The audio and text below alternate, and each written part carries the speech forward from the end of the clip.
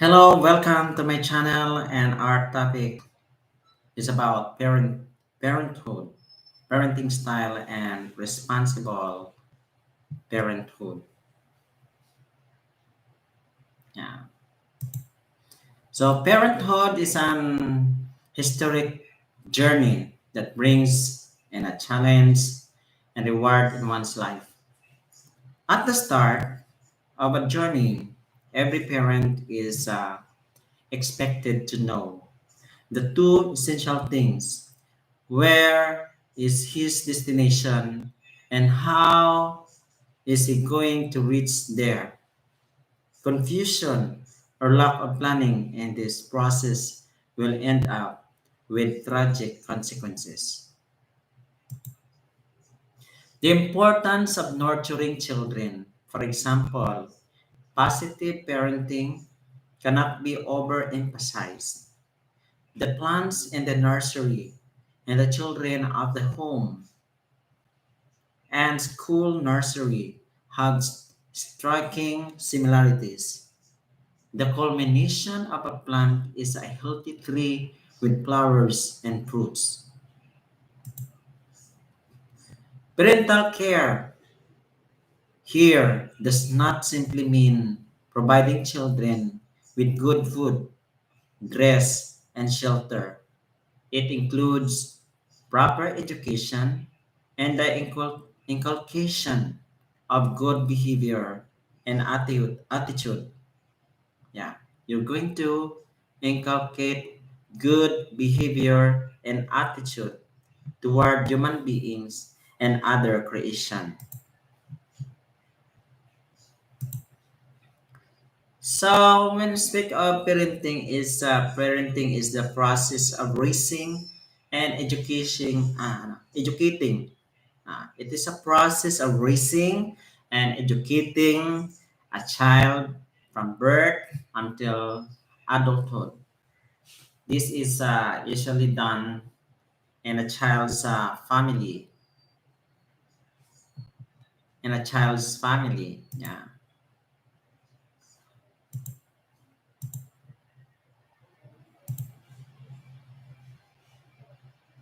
by the mother and the father, the biological parents. Guards TV, welcome, thank you.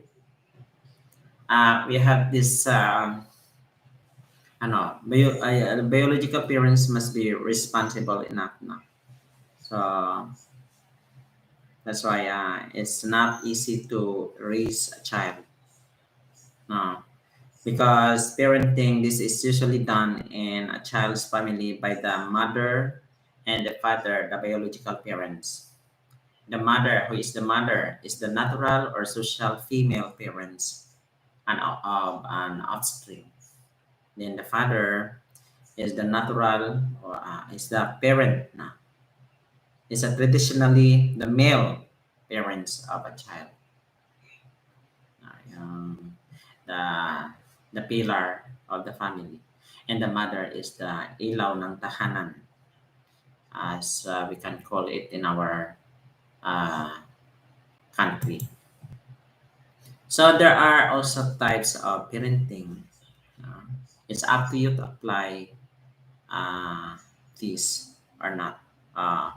What types of parents are you? Uh, Number one, we have this authoritative parenting, democratic or balanced parenting. It has a give and take nature. It encourages children to be independent but still places limits and controls on their actions. Then the authoritative parents set limits and demand naturally, but when punishing a child, the parent will explain his or her motive for punishment. Do not just punish without explaining it. So the child must understand that. Parents are attentive to their children's need and concern, and will typically forgive and teach instead of punishing if a child falls short. result in children having a higher self-esteem. Uh, this is the most recommended style of parenting by child rearing expert. Mm. Number two, the authoritarian parenting, also called the strict parenting. This characterized by a high expectations of conformity and compliance to parental rules and directions. It has a restrictive, punitive style in which parents advise the child to follow their directions and to respect their work and effort. These authoritarian parents expect much of their child, but generally do not explain the reason for the rules and boundaries. Uh, Authoritarian parents are less responsive to their children's need and are more likely to spank a child rather than discuss the problem. That's authoritarian. I think being an authoritarian parent is not that good. For me, you are not supposed to spank a child without discussing the problem. Three is negative. It has this negative psychological effect. Then we have this number three, permissive parenting. Na? What kind of parent are you if you are permissive? Permissive parents want permissive parents want to and tend to give up most control of the home and family life to their children. Parents makes very few rules, and even when they do decide to make a rule, the rules that they make are usually not enforced all the time or properly. Parents want children to feel as if they can be free to do or see as they wish. So permissive parenting is for me is not that good. You as parents, you must also have rules. Though it's so nice to give them the freedom, but too much permission, too much permission to what they want, to do what they want, they say they wish. I think there's a problem on that in the future. Uh, that's I think my opinion. And then we have this number four types of parenting, the neglectful parenting. This is also called the uninvolved, detached, dismissive, or hands-off parenting style. The parents are low in warmth and control and are generally not involved in the child's life. This is the worst for me. This is the worst. Neglectful parent because you cannot see them. What do you think is the consequences of that? Uh, the children will not be guided properly. Parents are emotionally unsupportive of their children, but will still provide their basic need. They are unsupportive, but when it comes to their basic need, they still provide. Yeah. And the real talk nito parang ako, nagkaroon ako ng neglectful parenting. Why? Para wala sila kang pakialam. Wala sila pakialam. Hmm? Wala sila pakialam. Tumanda na sila, saka ako hinahanap. Kaya they are still welcome because I came from their cells. That is the Filipino as we are. Because I am Filipino. So We are known to have our strong bonding. Though I did not have this uh, experience, nice affection to my biological parent because I was being an adopted child when I was elementary. So neglectful parenting.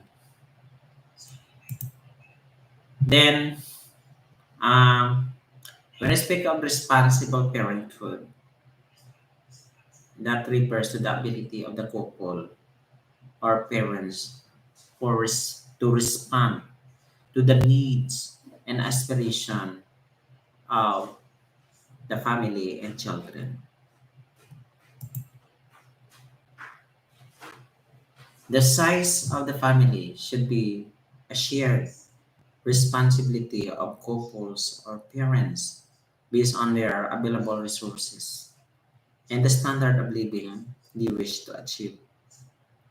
By waiting to get married and have children, young people can give themselves more time to pursue the things that can help to make them better partners and parents, education, employment, personal maturity, and self-confidence, etc., etc.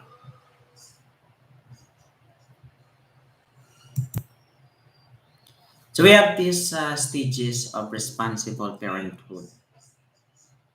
Parenting is a process by which parents and children grow and develop, each influencing the other throughout their lives. According to Galansky 1981, there are six stages of parenthood. Expectations for the child's behavior and development are measured against the child's actual behavior and development. Parents' self image may shift as he or she moves through the different stages of parenthood. Parents with more than one child can be more than one stage at the same time. Adoptive parents and step parents become parents after the first stage. We have this image making stage pregnancy. Parents prepare for changes in themselves for the new relationship with each other and responsibilities for this new life. There are lots of queries in parents' head. Now, nurturing stage, birth, that is birth to 18 to 24 months or autonomy. The major task at this stage is forming bonds of attachment with the baby. Parents attempt to meet the needs of the baby and balance this with other responsibilities involving spouse, jobs, and friends. At this stage, the father and the mother of the baby should be motivated to create spacing between the child. Parents make decisions about child care. Do work schedules now? Do work schedules require child care or are work schedules flexible, allowing one of the working parents to be at home? Or does one parent stay home full time? Then we have this authoritative stage, 2 to 4 or 5 years. Parents nurture, guide, and discipline their child. Parents can teach and motivate their children about maintaining their personal hygiene. For this purpose, the father should be motivated at first. Dito yan, kailangan na training na yan ng bata. Yung tinatawag na toilet training. Sinasabi niya kung kailan siya mag-urinate, just something like that, to release their waste.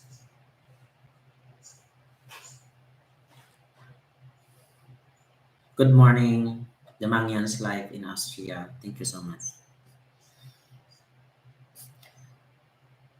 Then we have this interpretive stage, the preschool years through adolescence. In this stage, the parents teach their child about life and help him or her interpret the actions of others, such as their teachers and peers. Parents are concerned with the increasing influences of peers and help their child to understand the consequences of his her actions. We have also the interdependent stage during adolescence. Parent-child relationship continue to evolve. Parents involve their teenager,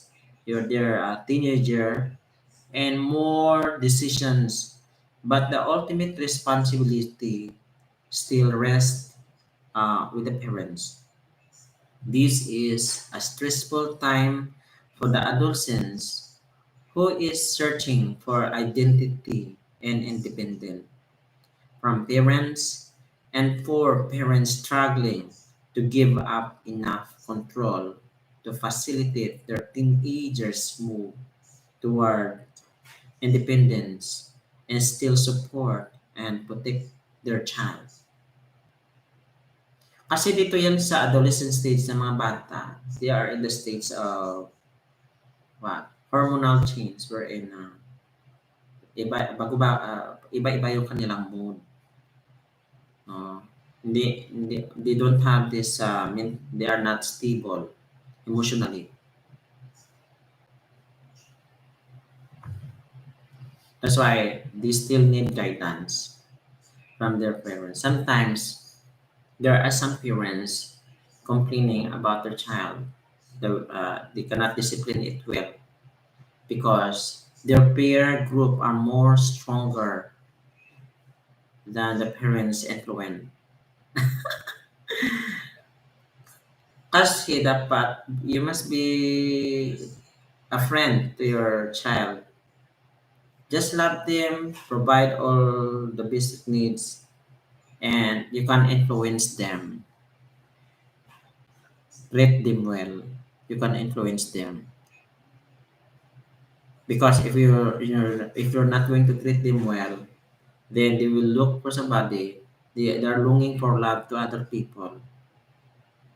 Then they are searching for peers, and sometimes they do not know if their peers are good or not. Sometimes their peers are the bad influence to their growth. So that's why there is sometimes the competition between the influence of parents and the peer groups of the child. Na-compete na yan. Parang sometimes hindi na sila nakikinig sa parents, doon na sila nakikinig sa mga barkada nila. O, di ba? So sometimes it creates ano, conflict. And we have this what we call the departure stage. The departure stage. Ano itong departure stage na ito? New relationship emerge between parent and child. When the adult child leaves home, parents need to redefine their own identities. Kasi dito sa departure stage, yun na, to those parents, when your child grow maturely and they will become adult and they will reach adulthood stage, expect that they are also looking for a partner and ready to settle down and to raise their own family. So sometimes, no, as parents, do not expect too much that they will stay there forever in your side because they're going to look for a partner. They will get married. So sometimes some other parents end up into loneliness. Kasi yung nanay, tatay na lang ang natira sa bahay, wala na mga anak. Oh.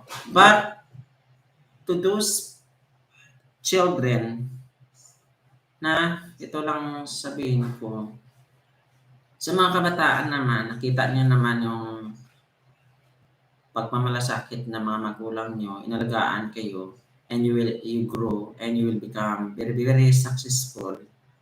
And then sana you marunong kayo magtanaw ng utang na loob. Utang na loob by just be grateful and appreciating what your parents did to you. And have time also if you live in other country or in other place, you also communicate to your parents. We have this video call, uh, text messages, phone call.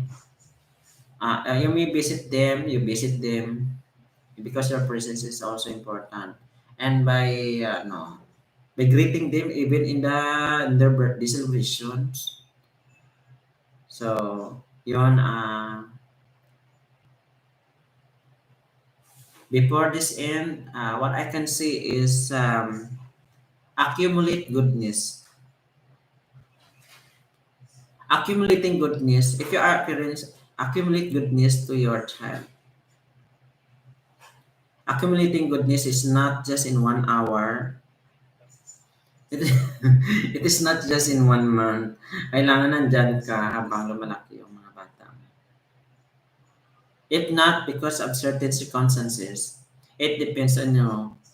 It depends on your parents how to educate your child and to ano, teach them teach them how to fish so that they can fish for a lifetime. Thank you very much for listening there.